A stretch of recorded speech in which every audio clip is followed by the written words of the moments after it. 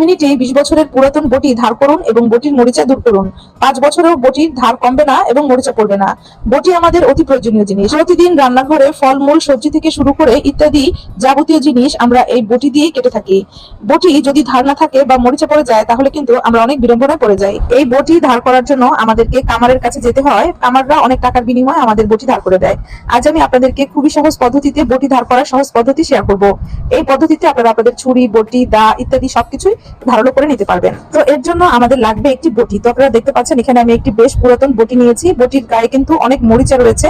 তো এই বটিটাকে আমি পরিষ্কার করবো একটি টমেটো দিয়ে। তো দেখতে পাচ্ছেন এখানে টমেটো নিয়েছি। তো সম্পূর্ণ একটি টমেটো প্রয়োজন হবে না, এখান থেকে অর্ধেকটা টমেটো কেটে নিলাম।